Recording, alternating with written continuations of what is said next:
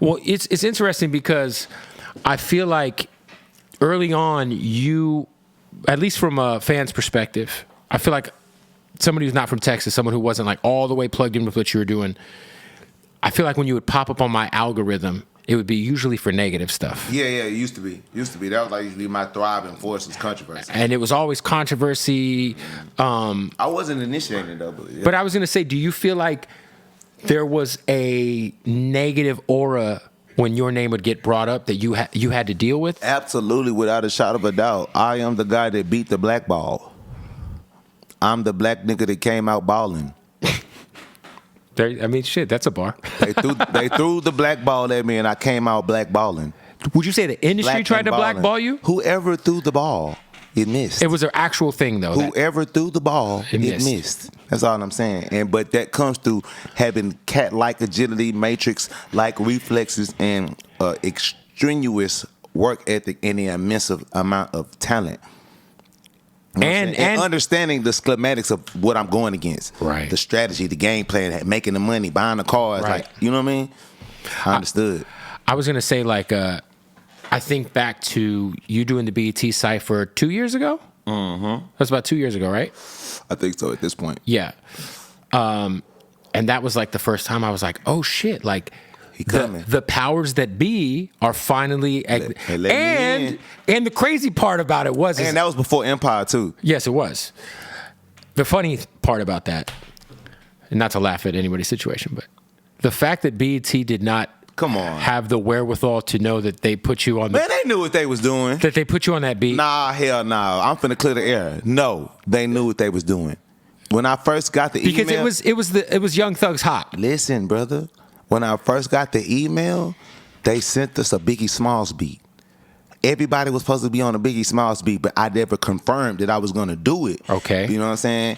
Because, you know, they was doing right by all... I'll say it like this because I don't know if I can say this part, but... Basically, they gave blessings to all the artists that was a part of the freestyles, right? And I was the absolute last person that they added on, but they was really pushing for me to be on it the whole time, but they didn't know how to contact me. So when they finally got into contact with me, they already had a particular blessing that I couldn't disagree with, and they was like really pressing for me to get on it because they heard the ghetto gospel freestyle stuff I've been doing. They're like, man, this would be a good thing for you to do. And we know you do good on New York beats, so we got this Biggie Smalls beat. So that we give you I give you a couple of days of practice. I think like a week ahead of time. Yeah. I gave the practice, but they've been trying to contact me.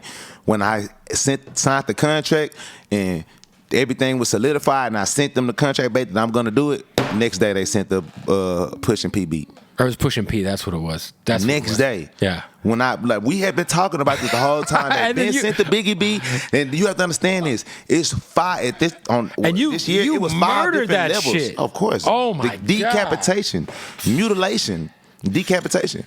But they made all 30 of those artists that went freestyle that year get on that one beat just for me, just to. You know what I'm saying? Okay. Well, I was gonna say like you know, you had a very huge feud with those guys for some years. Now I don't wish no bad on none of these guys. Well, I was gonna say it feels like you're obviously very much. I'm too rich, bro. You know, we kind of discussed earlier. You have a lot to lose at this point. It ain't even about that. It's just like I made it, bro. Like, and at the end of the day, I stood 10 toes on every situation I ever been in. Ain't nobody ever played at me. Ain't nobody ever shot at me. Ain't nobody ever did nothing to me in this music industry that. You know what I'm saying? Right. The question's my character, me. Ain't nobody. I stood 10 toes anytime, any robbery attempts, anything ever of any sort. I come out on top, and I don't even have them type of situations happen to me. It be about other people I'm around. Right. But point blank period is that I stood behind my legacy. I stood behind my respect. I stood behind my work ethic and everything that I achieved and I obtained in this game. I did everything I could, blood, sweat, and tears to keep that.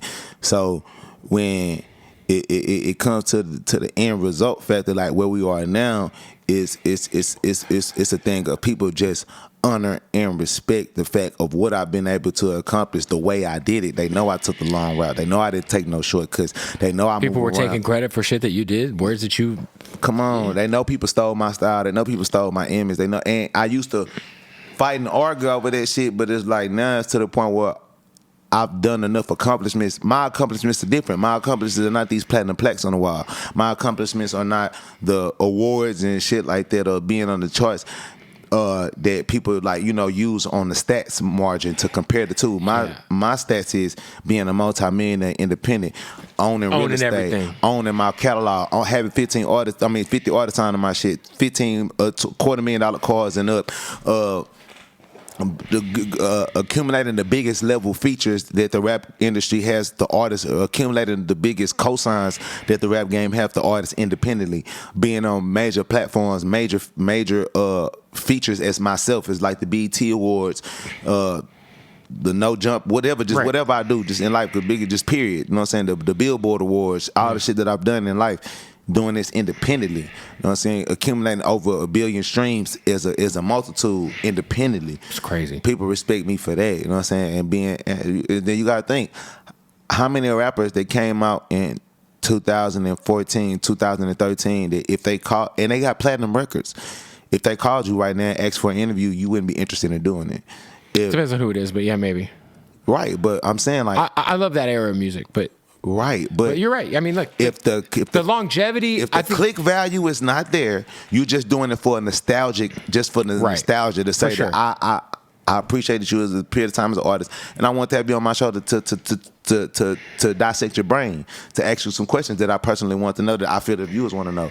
But as far as momentum, algorithm, and engagement to your views, you're gonna pick artists who it makes sense. You know what I'm saying? And a lot of artists, because some of them it was because of their music, but a lot of them is because they made poor business decisions early on in their career. They're not able to make a second breath, like they say in sports. I got my second breath. I mean, the one guy I always think about is like Rich Homie Quan. He got in that fucked up record deal. He couldn't drop music for all those years, and then it was like by the time, he was one of them ones. You know what I'm saying? Like, but a lot of artists that go through that. So a lot of your beef, like I wonder, like, you kind of seeing what someone like Thug is going through, because you guys had a very serious issue. Free Slime, even though I don't fuck with Slime and I don't fuck with the mentality of Slime shit, but free Young Thug. I don't even want to say Slime because I don't like Slime. I'm splat. I don't like the mentality and behavior of backdooring your friend, backdooring your partner, because that's really what Slime means, the slimy behavior. Like if you slime somebody. Slime somebody out. That's just the fuck out of bullshit. Like, we real niggas. We're men. And us as leaders, we play a duty and a responsibility as influencers to what the people that look up to us think is cool and think is respectable or think is honorable in whatever society that you want to look at it, whether it's just normal human beings of men or whether it's the streets, whether it's the hood, whatever. I don't fuck with that slime shit. And just so happens Young Thug got slimed out by some of his own friends in the courtroom.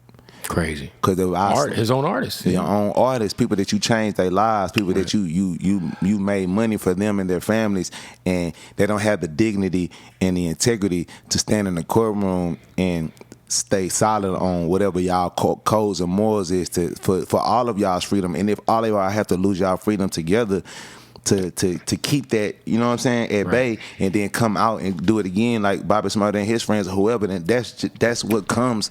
That's what comes with that lifestyle. That's what comes with the choices that we make. That's what comes with the brotherhood and the solitude of any. I don't even know what you call it, but a league of men. It doesn't matter if you're the alpha fight, a brotherhood, a coalition, a business. Right.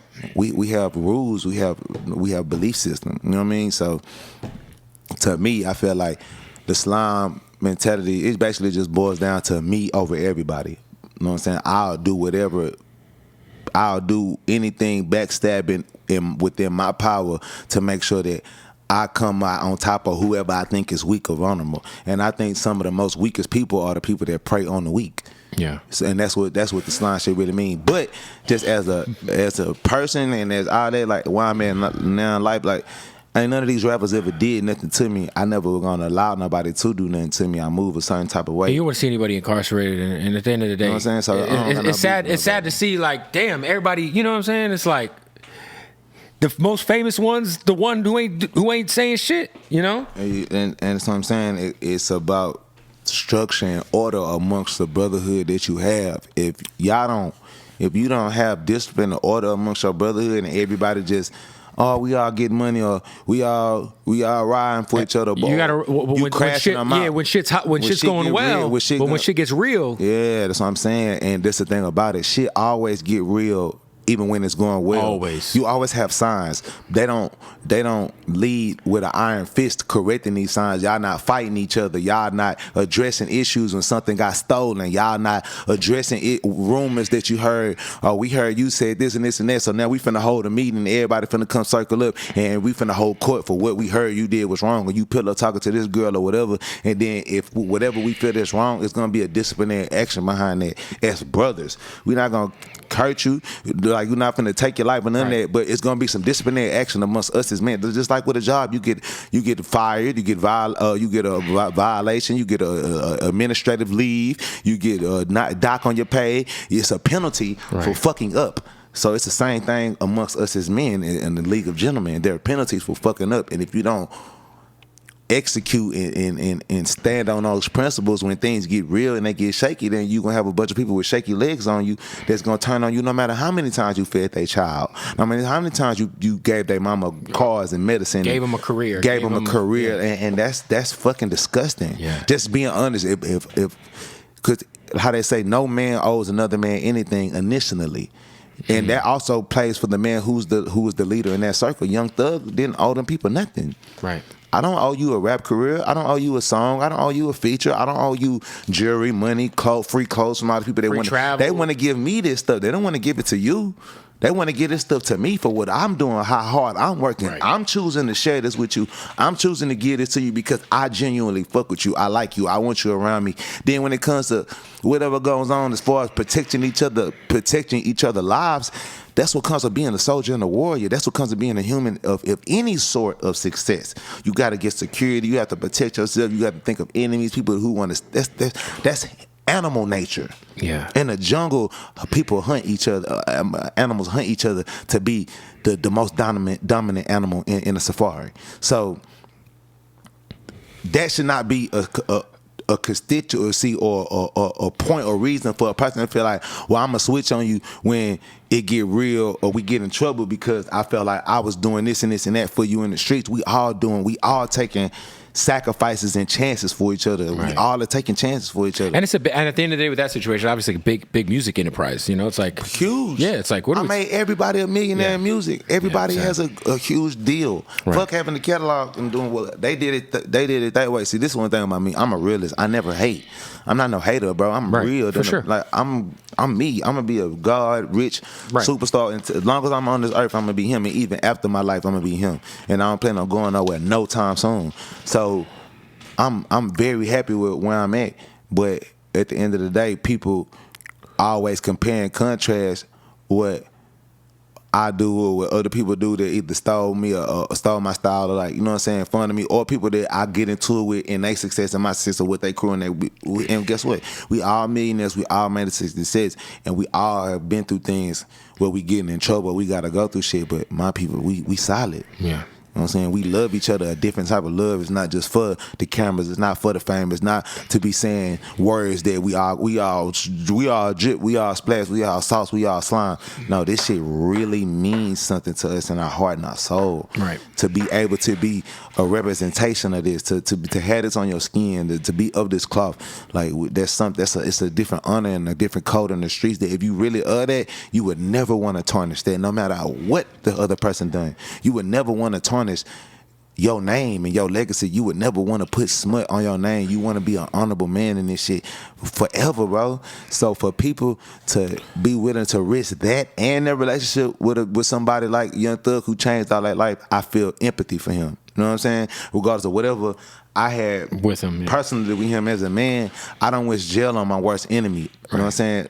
Somebody who's my super duper worst enemy, like, he's never been my worst enemy. That's some rap shit. Right. He never did nothing to me. You know what I'm saying? Physically. Somebody who's my worst enemy in real life, I wish for you not to be on earth. I don't wish for you to be in jail. Right. You know what I'm saying? So that's fair.